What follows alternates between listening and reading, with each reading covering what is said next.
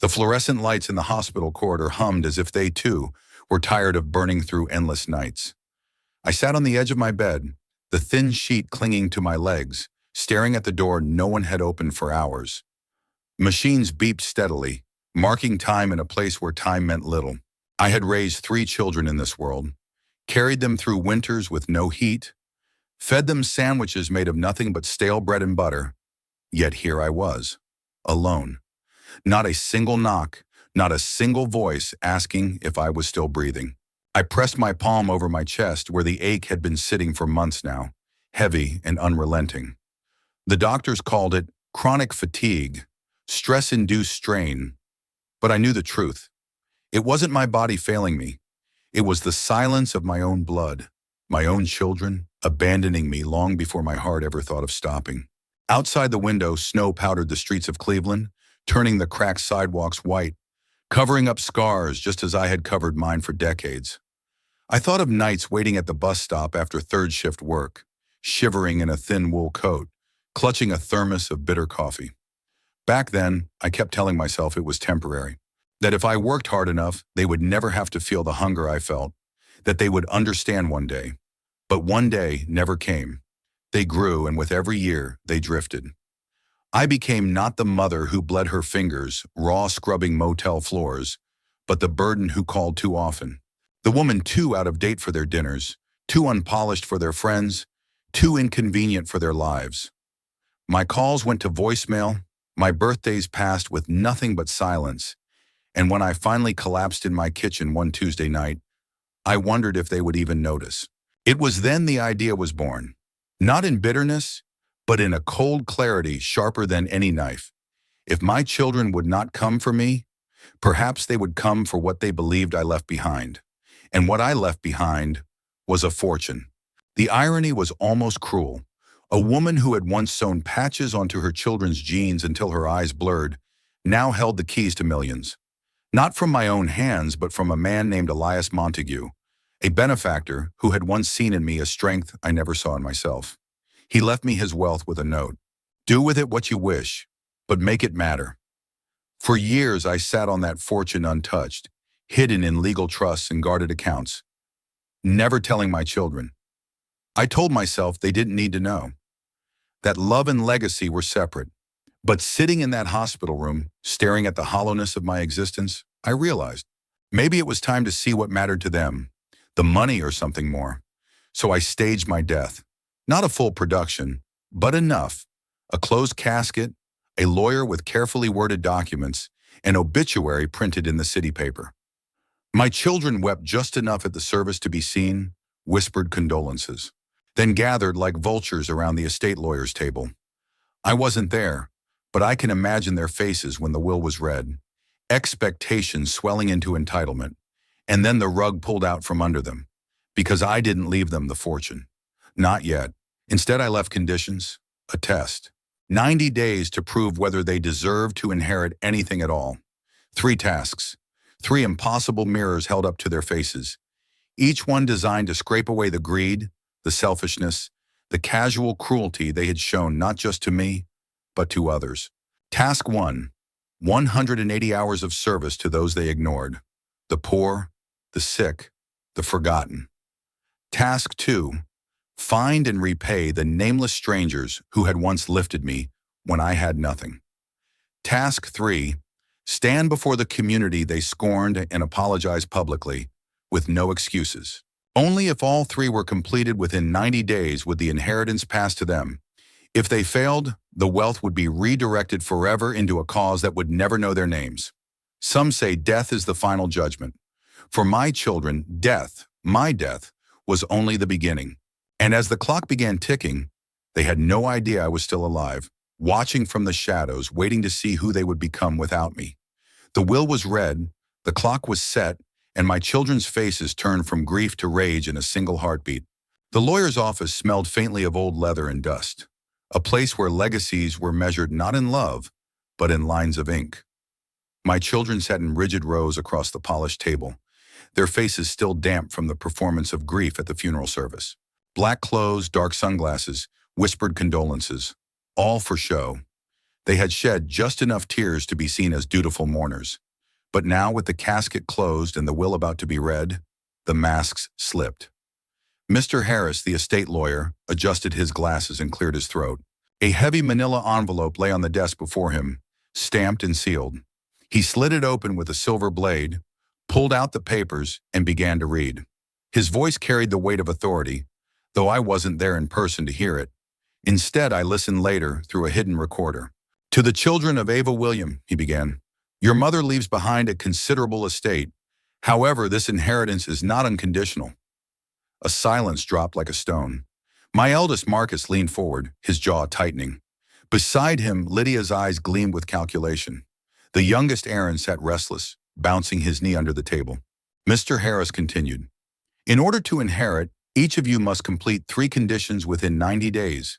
Failure to do so will result in forfeiture of the estate, which will then be redirected permanently to the Montague Foundation. The reaction was instant. Marcus's voice cut the air. What the hell does that mean? Conditions. Lydia hissed, she wouldn't do that. She wouldn't put strings on us. Aaron laughed bitterly. Oh, she would. That's exactly her kind of twisted game. Mr. Harris ignored them, his voice steady as he read the first task. Condition 1. Each child must complete 180 documented hours of community service. These hours must be served directly in hospitals, shelters, or facilities for the disadvantaged. Verification will be required. A groan rippled across the room. Marcus slammed his palm on the table. That's 6 weeks of work. Full time. He shook his head. I don't have time for that, Lydia muttered. What is this? Some moral exam?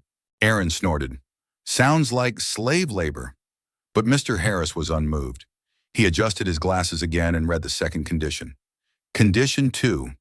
Each child must identify and repay 3 individuals who, at critical times in Ava's life, offered her aid without expectation of return. This repayment may be financial or otherwise. But proof must be documented. Lydia's face twisted in confusion. How the hell are we supposed to know who those people are? She never told us anything. Marcus leaned back, scoffing. So now we're supposed to play detective? Find random nobodies? This is insane, Aaron whispered. She's screwing with us from the grave. Still, the lawyer pressed on. Condition 3. Each child must stand before a public audience comprised of family, neighbors, and community members and deliver a formal apology. This apology must be sincere, acknowledge past wrongs, and be recorded for verification. The explosion of outrage nearly drowned out the last words. Marcus's chair screeched against the floor as he stood. Absolutely not. I will not humiliate myself in front of strangers. His voice rose, his face flushing. She's asking us to grovel. Lydia, her composure cracking, spat. This is emotional blackmail. It's abuse, even in death. Aaron laughed louder, though his voice shook. What a joke. She's punishing us even when she's gone. But the lawyer was not finished. He lifted the final page, reading the line that would tie the noose tighter.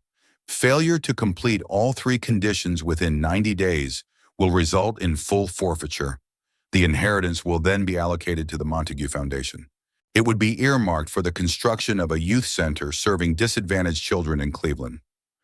A hush fell. For a moment, none of them spoke. The idea that the millions they imagined would flow into their pockets might instead fund a building for children they'd never met was unthinkable. Rage replaced grief in their eyes.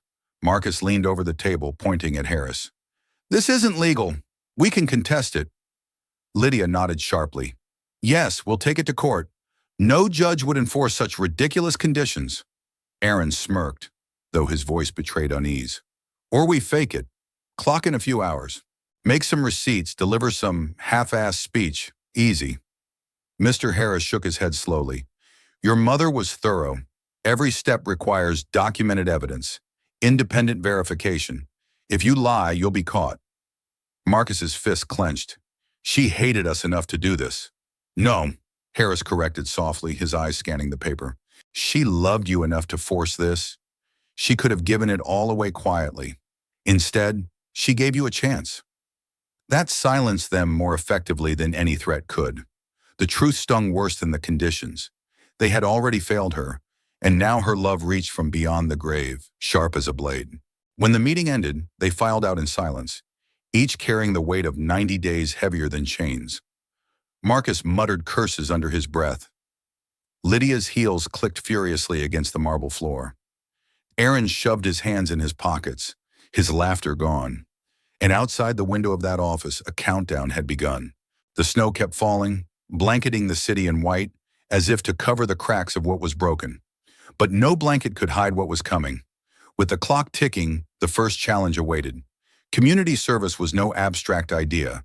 It was hospitals with the smell of bleach, shelters crowded with hungry eyes, streets littered with trash, and soon my children would be forced to stand where I once stood, to feel what I had carried for decades.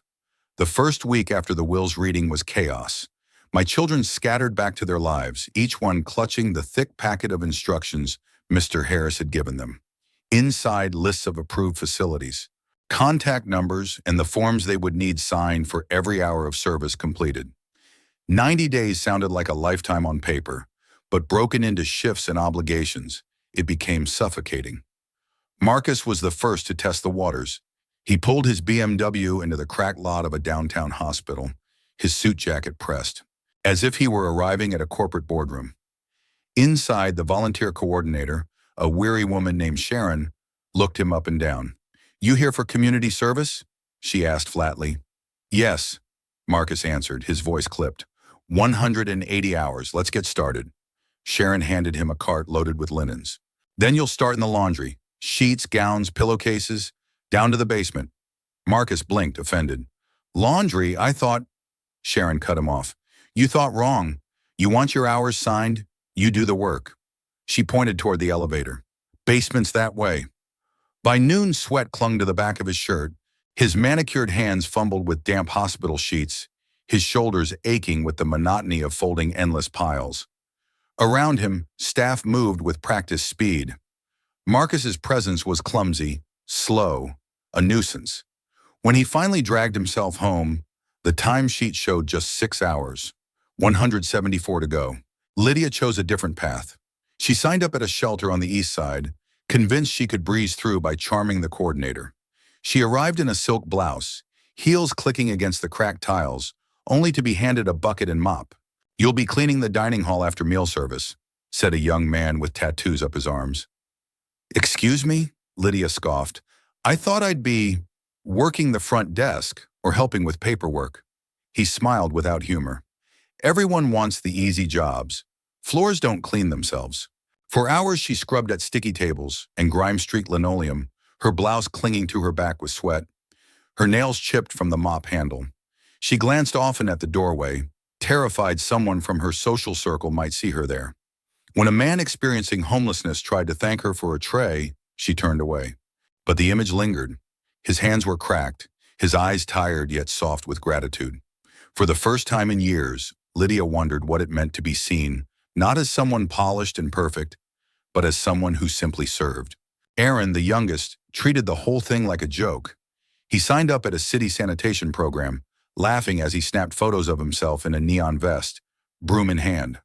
"Look at me," he texted his friends. "Rich kid doing street duty." The first few hours were all laughter. He shoved trash into bags, posed with graffiti walls, made sarcastic videos for social media. But by the third day, the humor wore off. The smell of rotting food clung to his clothes.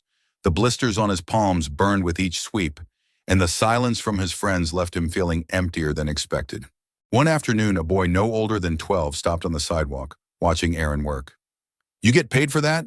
the boy asked. Aaron shrugged. "Not really." "Then why you doing it?"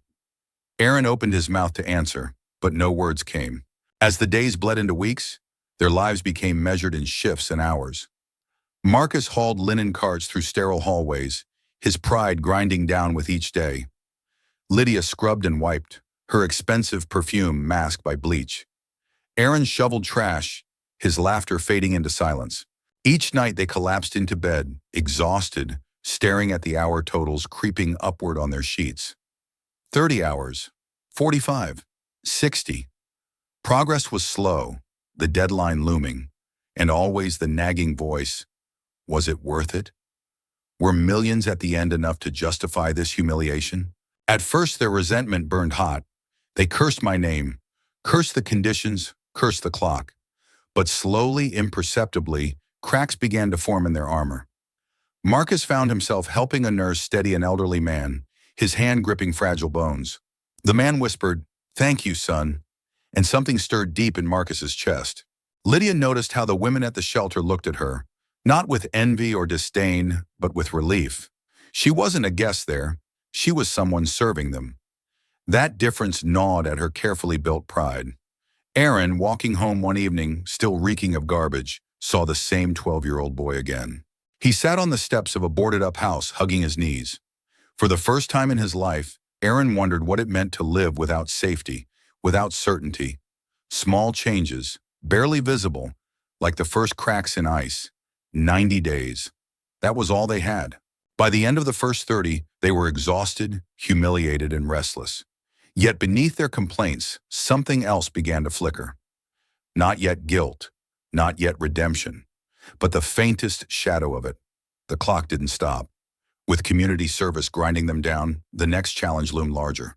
Stranger, and far more personal, to find the nameless strangers who had once saved me, and to repay them. A scavenger hunt through my past, one that would force my children to look at a life they never bothered to ask about. The clock didn't pause to give them rest. 30 days gone, 59 left. The first challenge had left them bruised in pride and bone, but the second was sharper, stranger.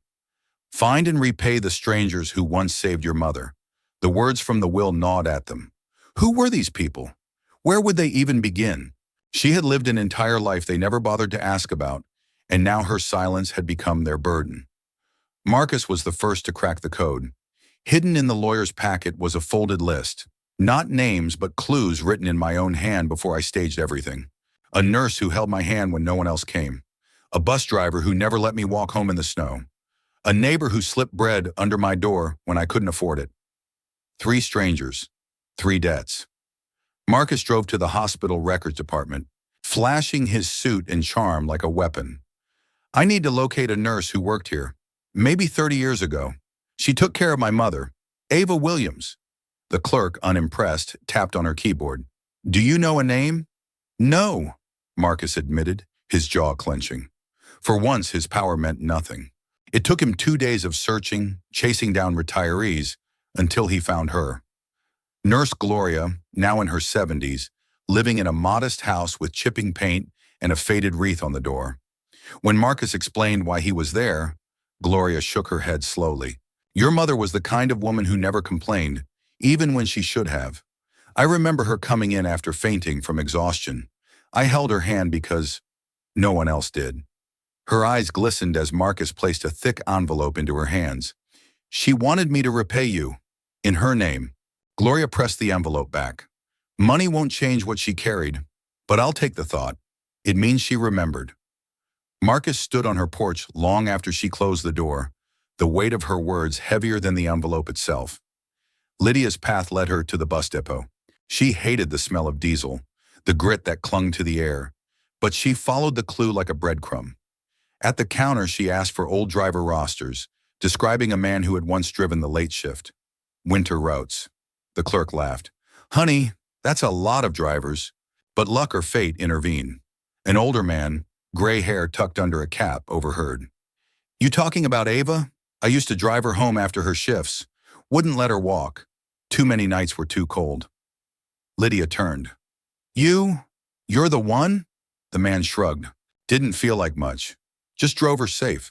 Sometimes she gave me half her sandwich because she said I looked hungry. Imagine that. She had nothing, and she still gave. His words cracked something in Lydia. She swallowed hard, pressing a prepaid card into his palm, her voice trembling.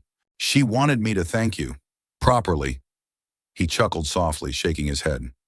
Tell you what, miss. You want to repay me? Treat people like she did. That'll go further than any card. Aaron dragged his feet until the last minute, but eventually he showed up in the neighborhood. Where we once lived, houses sagging under years of neglect. An elderly woman leaned out from a porch, her voice sharp. What you want? I'm looking for Mrs. Delgado. My mother, Ava Williams, said. The woman squinted, then gasped. Ava's boy? I knew her. Used to leave bread by her door when she was too proud to ask. She never forgot that? Aaron shifted uncomfortably. She wrote it down. Asked me to repay you. He handed her a bag of groceries, awkward and heavy in his arms. Mrs. Delgado took it, her eyes softening. She raised you kids good? Aaron froze. For the first time, he didn't know how to answer. Each encounter stripped them bare. These weren't grand saviors, not heroes in capes. They were ordinary people who had noticed a woman breaking under the weight of the world and offered slivers of kindness. And in each story, my children were confronted with a truth they had ignored. Their mother had been carried by strangers because her own family wasn't there. On their drives home, silence filled the cars. No music, no chatter, just the echo of voices reminding them of debts never spoken, kindness never repaid. Marcus gripped the wheel tighter, the words of Nurse Gloria replaying in his head. Lydia stared out the window, remembering the bus driver's laugh. Aaron dragged his feet up the steps of his apartment, Mrs. Delgado's question burning in his ears. She raised you good? For the first time, each of them wondered if the answer was no. But the tasks weren't finished. The hardest was still ahead. Repaying strangers had humbled them, but the third condition would cut deeper than pride, striking at the very core of their arrogance, to apologize publicly in front of the world. The 90-day clock had ticked down another 3 weeks. The volunteer hours were stacked on sheets of paper, signatures scribbled in shaky ink. The strangers had been found, their kindness repaid with envelopes and gestures too late to erase the years in between. But the third condition loomed like a storm. Stand before the community and apologize. It was one thing to work in silence, to sweat in laundries and mop shelter floors. It was another to stand exposed before neighbors, colleagues, and strangers, stripped of pride. The lawyer arranged the event at a community center not far from where I had raised them. Rows of folding chairs filled the hall. People came out of curiosity, gossip, or the faint hope that the rich children of Ava Williams might humble themselves for once. There were old neighbors with folded arms, shelter volunteers with quiet smiles, even a local reporter scribbling notes on a pad. Marcus stood at the edge of the stage, his tie pulled too tight, jaw clenched. Lydia adjusted her blazer again and again, her face pale under the fluorescent lights. Aaron slouched, hands jammed in his pockets, muttering curses. Mr. Harris stepped to the microphone. We are here today for a public acknowledgement, required by the estate of Ava Williams. Her children will now address the community. A ripple of whispers passed through the room. All eyes turned to Marcus first. He stepped up, every muscle rigid. The microphone screeched and he flinched. His eyes scanned the crowd, landing briefly on familiar faces. Neighbors who remembered his arrogance, co-workers who had endured his condescension. My name is Marcus Williams, he began, his voice clipped. I am here today to apologize for the ways I have failed my mother in this community. The words stuck in his throat, each one forced out like a stone. I dismissed her sacrifices. I treated people as beneath me. His voice cracked, a flicker of rawness slipping through. He gripped the podium, knuckles white. I am sorry. The crowd was silent, measuring his sincerity. Marcus bowed his head, stepping back quickly as though the air itself burned him. Next was Lydia. She smoothed her blazer one last time, heels clicking as she approached the mic. She took a breath, but the words tangled with pride in her throat. My name is Lydia Williams, she said. I apologize for looking down on those around me. I thought I was above hard work, above struggle. I see now that I was wrong. Her voice trembled. She tried to steady it, but when she caught sight of the shelter coordinator smiling gently from the front row, her composure cracked. Tears stung her eyes.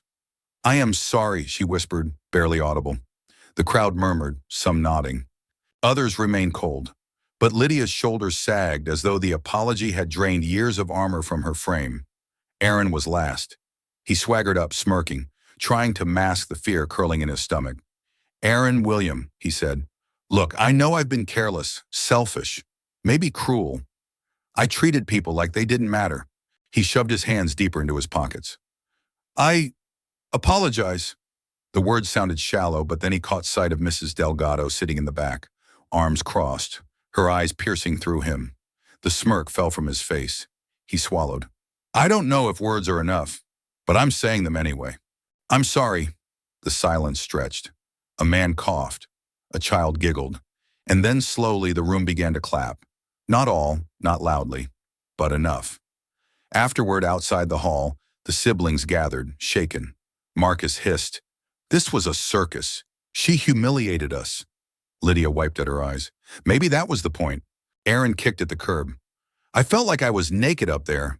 He paused, voice quieter. But maybe I needed that.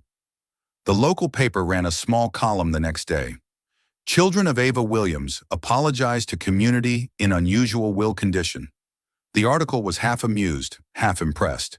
Online comments exploded. Some mocked them as spoiled brats forced to grovel. Others praised the spectacle as justice. The siblings read the words in silence, their shame magnified by public eyes. But beneath the sting, something else was blooming, an uncomfortable awareness that for the first time in years they had been forced to look at themselves honestly. The 90 days were halfway gone. 2 tasks behind them, 1 task remained: survive the clock itself and prove they had not only done the work, but been changed by it. And somewhere, hidden in the shadows of their lives, I was watching.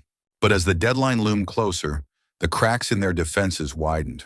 Old resentments flared, exhaustion mounted, and a new voice entered the stage. A witness from my past who would reveal truths they never wanted to hear. The days bled together, each one crossing off the calendar, with the sound of a ticking clock in their heads. 50 days gone, 40 left. My children had bent under the weight of service, stumbled through debts repaid, and stood shamed before the community. But the closer the deadline came, the heavier the silence between them grew. Marcus snapped first. At dinner one evening, he slammed his glass onto the table. We've done enough. Hours logged, debts paid, apologies made. Why should we keep humiliating ourselves? If she wanted us to suffer, congratulations. Mission accomplished. Lydia glared. You think that's enough? We're not even halfway through the hours, and Harris said proof is still pending. If we stop now, everything goes to the Montague Foundation. Aaron smirked from across the table, though his eyes were tired. And maybe that's not the worst outcome. At least we'd be free of this circus. Marcus's fist clenched. Free? You want to throw away millions? Aaron leaned back, his voice low. I want to stop feeling like I'm wearing her shame every time I wake up. The room went silent. They didn't admit it out loud, but each of them carried the same weight. The suspicion that this wasn't just about money anymore. It was about her, about the woman they thought they knew but never saw. The crack widened when Mr. Harris introduced a new presence. There's someone you should meet, he said, ushering a woman into the office. She was small, with silver hair tucked into a bun, her posture firm despite her years. This is Nurse Evelyn, Harris explained. She worked with your mother decades ago, during the hardest years of her life. The siblings stiffened. Evelyn's eyes swept over them, kind yet unyielding. Your mother was the strongest woman I ever met. She'd come off a 12-hour shift, her hands red from scrubbing, her back bent. She'd faint in the supply closet from exhaustion. And still she'd get up, fix her hair, and go home to make sure you children had food. Marcus shifted uncomfortably.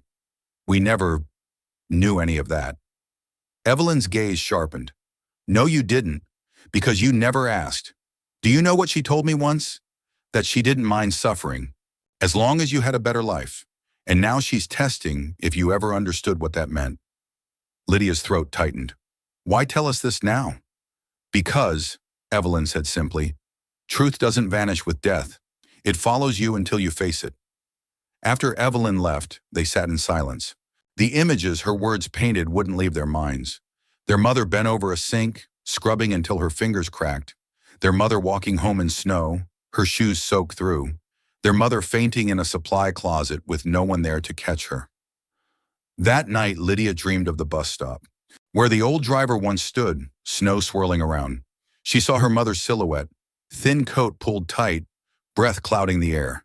She woke with tears on her pillow. Marcus, unable to sleep, drove through the old neighborhood. He parked outside the sagging house they once called home. In the dim light of a street lamp, he could almost see her shadow moving through the windows, wrapping sandwiches in wax paper, sewing patches into their jeans. He gripped the steering wheel until his knuckles turned white, whispering, "I should have asked. I should have known." Aaron walked alone, past alleys littered with bottles, past the shelter where he'd swept floors.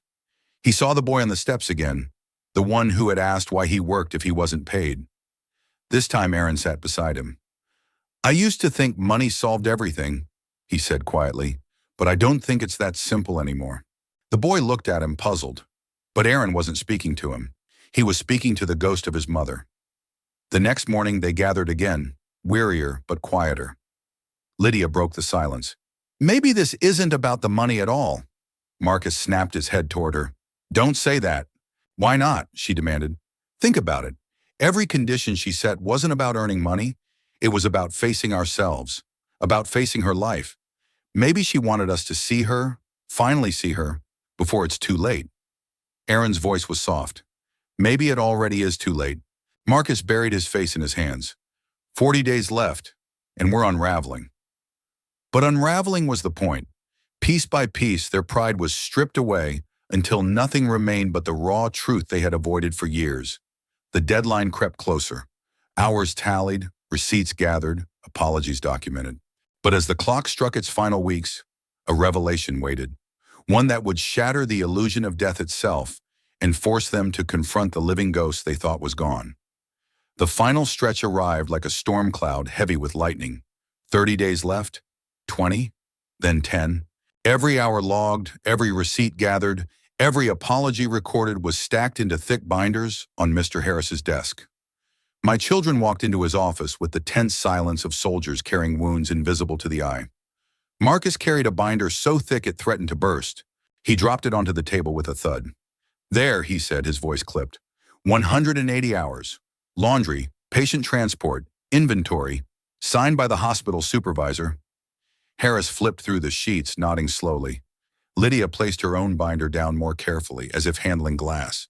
Inside, her shelter hours, detailed logs of cleaning shifts, signed verification from coordinators. Her voice wavered. "I did it. Every last one."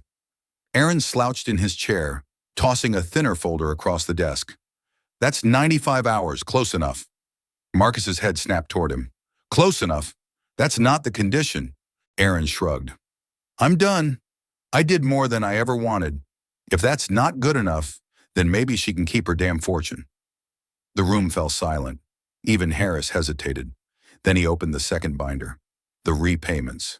Marcus had envelopes from Gloria, the retired nurse, each page signed. With a note, "Paid in full." Lydia had a card from the bus driver, written in shaky ink. "She gave me food. Her daughter repaid me." Aaron's file had only one document, Mrs. Delgado's grocery receipt, her scrawled signature at the bottom. Harris sighed. "Not complete. You were asked for 3. Aaron's jaw tightened, but he said nothing. Finally, Harris opened the third folder. Transcripts of their apologies, captured on video, stored on flash drives. He slid them into his laptop. The screen flickered with footage of Marcus gripping the podium, Lydia crying, Aaron smirking, then faltering. The siblings shifted in their chairs, forced to relive the moment they had been most exposed. When the videos ended, Harris folded his hands. "Some of you met the conditions, some of you did not." Marcus leaned forward, furious. "So what happens now? Do those of us who passed inherit? Or do we all lose because of him?" Harris shook his head slowly. "The terms were clear. All must complete the conditions. Otherwise, the estate defaults." The words landed like a hammer. Marcus slammed his fist against the table. "Unbelievable. We worked ourselves raw for nothing." Lydia's hands trembled. "It can't end like this. There has to be another way." Aaron stood, his voice bitter. "Maybe this is what she wanted, to laugh at us from the grave." But Harris didn't flinch. Instead, he reached into his desk and pulled out a final envelope. Smaller, sealed with wax. He placed it carefully on the table. "There is one last message. It was to be opened only when the 90 days ended." The siblings froze. Harris broke the seal, unfolding the letter with deliberate care. His voice shook, just slightly as he read, "To my children, You have walked paths you never imagined. Some of you endured, some of you faltered.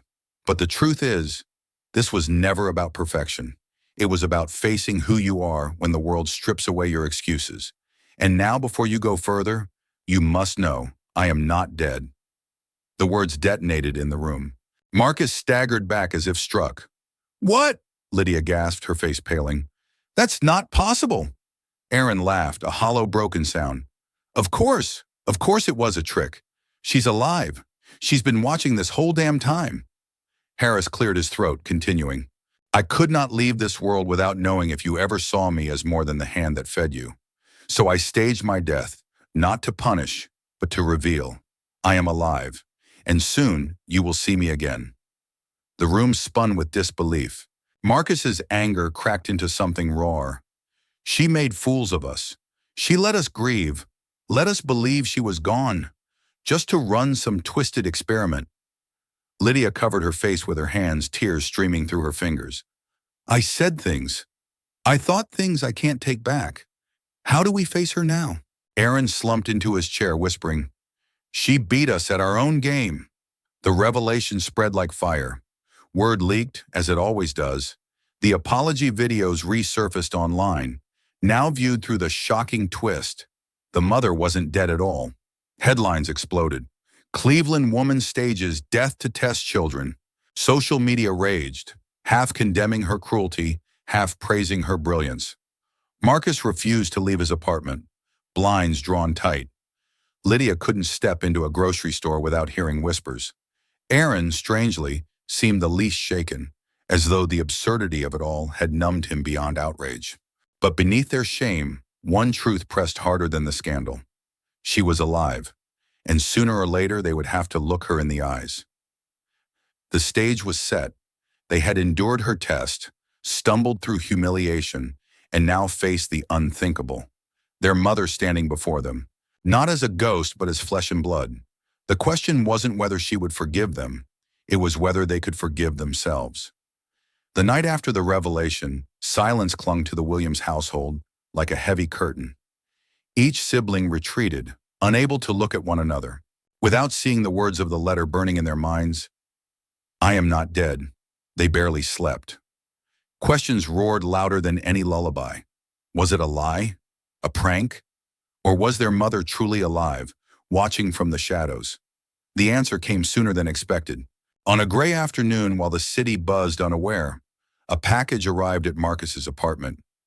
No return address, only his name written in her unmistakable handwriting. Inside was a single item, a folded wool coat, frayed at the cuffs, smelling faintly of lavender and cold air. Marcus's heart stopped. He knew that coat. It was the one she had worn through endless winters, patched so many times it seemed more stitched than fabric. He gripped it with trembling hands, whispering, It's her. She's alive. He called Lydia. She answered, her voice raw. Did you get something too? Yes, Marcus rasped. The coat. Lydia inhaled sharply. I found her scarf on my doorstep this morning. The cream one. She used to wear it to every church service. By evening, Aaron stormed into Marcus's place, slamming down a brown paper bag. Inside was an old thermos, dented and chipped, smelling of bitter coffee. This was on my porch. She used to carry it to work every night shift. The three stared at the relics like they were sacred, haunted. Proof. She was alive. Days later, the summons came. A letter, handwritten, slipped under each of their doors. Meet me at the youth center. Midnight. The building was unfinished, scaffolding hugging its brick skin, the promise of something greater rising from steel and dust.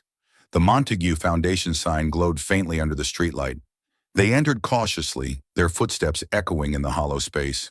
The gymnasium was empty except for a single chair in the center. On it sat a tape recorder. Marcus reached out with shaking hands, pressed play. My voice filled the air. You've done what I asked, some more than others. You've bent, broken, maybe even changed. And now it's time you face me. The tape clicked off. And then, from the shadows at the edge of the room, I stepped forward. Gasps tore from their throats. Lydia's hand flew to her mouth. Aaron cursed under his breath, and Marcus staggered back as though struck. I looked older, my hair fully silver, my posture steady. The coat I had once worn through snow now draped over my shoulders. My eyes met theirs. Steady, unwavering. I am alive, I said quietly, and I have watched everything. The silence was suffocating. Marcus spoke first, his voice shaking with anger. You made us grieve you. You let us think you were gone. Do you know what that did to us? Yes, I said. I wanted you to feel what it was like to lose something you took for granted. Lydia's tears spilled over. We thought you were in the ground. We thought... She broke off, choking on sobs. How could you do this? Aaron laughed bitterly, though his voice trembled. Because she knew it was the only way to get through our thick skulls. He looked at me, eyes wide with disbelief. Did you really watch us? All of it? I nodded. Every shift, every apology, every kindness you stumbled into. I was there, unseen. I needed to know if there was anything left in you worth saving. Marcus shook his head violently. That's cruel, manipulative. You staged your death just to test us? What kind of mother does that? The kind, I answered sharply, who had already been buried in your silence, long before the coffin. The words cut deeper than any knife. Lydia stepped forward, her voice breaking. We didn't know. We didn't understand how much you carried. I turned my gaze to her. You never asked. Aaron rubbed his face, whispering, She's right. He looked at me, his bravado gone. I hated it, every second of those hours. But I kept seeing you, scrubbing, working, fainting, and still standing up again. I never saw it before, not until strangers told me what you endured. For the first time, his voice cracked. I'm sorry. Lydia nodded quickly, tears streaking her cheeks. I'm sorry too, for everything, for not being there.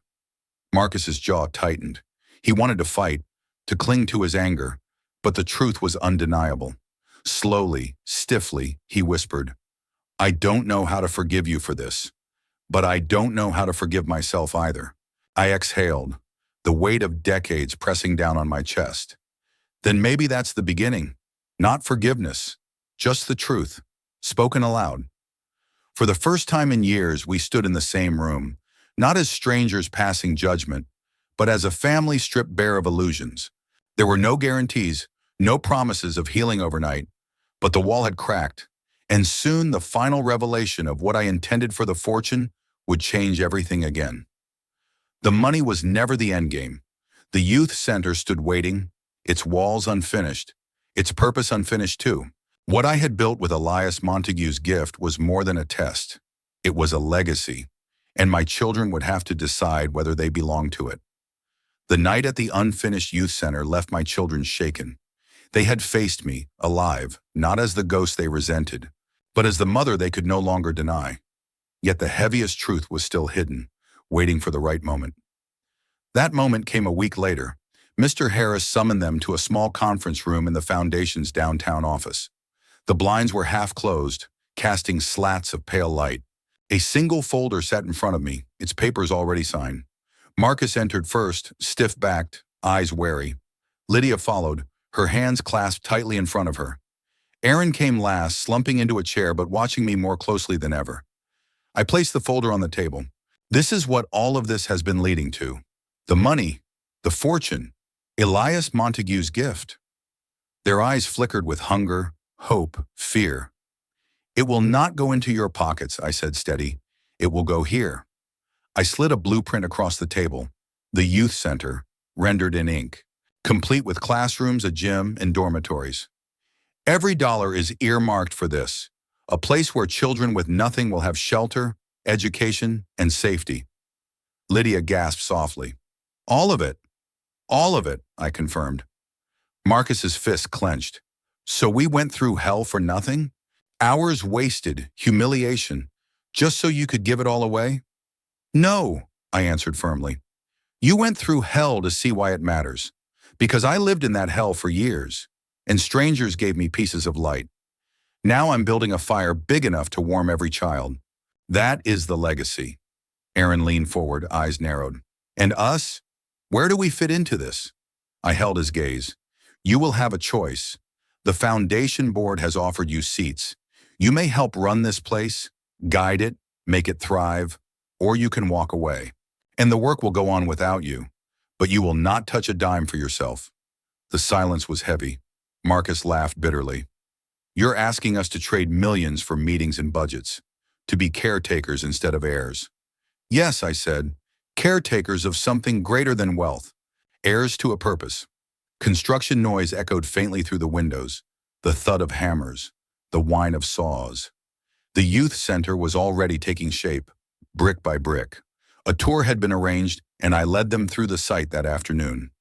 Inside, sunlight streamed through open beams, dust motes swirling like tiny stars.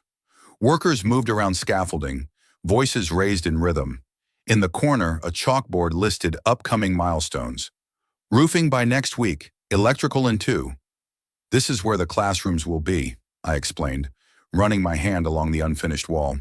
"Children will sit here, learning not just math or reading, but that someone believes in them." Lydia traced the edge of the doorway, her voice quiet. "It feels alive already." In the gym, the echo of bouncing basketballs filled the space. A few neighborhood kids had slipped inside, dribbling an old ball across the concrete floor. Their laughter rang out, sharp and bright, bouncing against the high ceiling. Aaron leaned against the wall watching. His eyes softened. "They don't care about money, just a ball and space to run." "Exactly," I said. "This is wealth, not numbers in a bank." Laughter, safety, light. As the tour ended, we stood in the main hall, sunlight pouring through the unfinished windows. I turned to them, my voice firm but gentle. "This is yours if you want it. Not the money, the work, the responsibility. You've been tested, and you've seen yourselves in ways you never imagined. Now you choose. Do you walk away bitter, or do you stay and turn your shame into something worthy?" Marcus stared at the floor, wrestling with pride and disappointment. Lydia's hands trembled, but her eyes shone with something new. Resolve. Aaron exhaled, long and shaky. For the first time, none of them reached for a dollar sign. They stood in silence, the sound of children's laughter echoing behind them, and something shifted. A fragile thread of unity, of purpose weaving itself where greed had torn holes. It wasn't forgiveness, not yet, but it was a start. The youth center would open soon, filled with life, not numbers. But the story wasn't finished. One final message remained. My voice, my legacy, a truth to carry long after I was gone for real. The grand opening came on a morning of golden light, the kind of sunrise that makes a city look softer than it is. The youth center's new windows caught the glow, scattering it into the gym, the classrooms, the halls that once echoed empty but now hummed with anticipation. Outside, a crowd gathered, children clutching their parents' hands, neighbors craning for a glimpse, city officials standing stiff in their suits. At the edge, my children stood together, no longer dressed in morning black, but in ordinary clothes that seemed lighter on their shoulders. For months they had been tested, broken down, rebuilt in fragments. Now they faced the legacy that would outlive us all. Inside the gymnasium, the ribbon stretched across the entrance, red against fresh paint. A microphone waited at the podium. I stepped forward, the silver in my hair catching the morning light, my voice steady. "This place was born out of suffering," I began. "Out of nights when there was no heat, out of meals too small to feed 3 children, out of hours when I thought I couldn't stand another day. But strangers saw me, strangers carried me, and today we carry others." Applause rippled through the room. My eyes drifted to Marcus, Lydia, and Aaron. They stood shoulder to shoulder, stiff but present, their gazes locked on me. "This center is not mine alone," I continued. "It belongs to all of us, to the children who will learn here, to the families who will find refuge, to the community that will be stronger because we chose to build instead of bury." I paused, my throat tightening. "And it belongs to my children, who have faced the hardest truth of all, that wealth means nothing if your heart is bankrupt. They stand here not as heirs to money, but as heirs to purpose."